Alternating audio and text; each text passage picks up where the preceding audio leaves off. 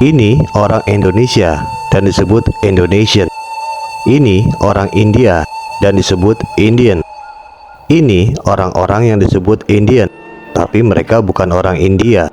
Lah, emang bagaimana maksudnya? Jauh sebelum Christopher Columbus mendarat di benua Amerika pada tahun 1492, benua tersebut telah dihuni oleh jutaan orang dari berbagai suku bangsa dan budaya dengan bahasa yang unik.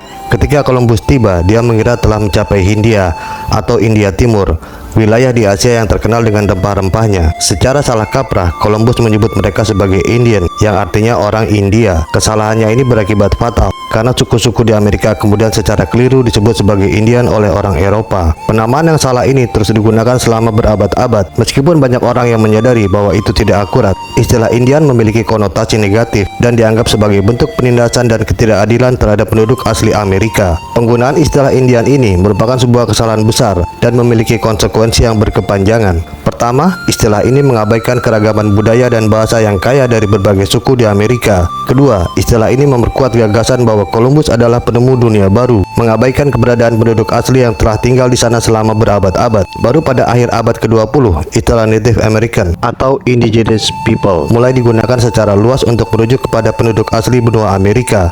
Istilah ini lebih tepat dan menghormati karena mengakui identitas dan sejarah mereka yang unik. Meskipun istilah Indian masih digunakan oleh beberapa orang, penting untuk memahami sejarahnya yang keliru dan potensi dampak negatifnya. Penggunaan istilah Native American atau Indigenous People adalah cara yang lebih tepat dan hormat untuk merujuk kepada penduduk asli Amerika. Saat ini, banyak suku di Amerika lebih memilih untuk menggunakan nama tradisional mereka sendiri.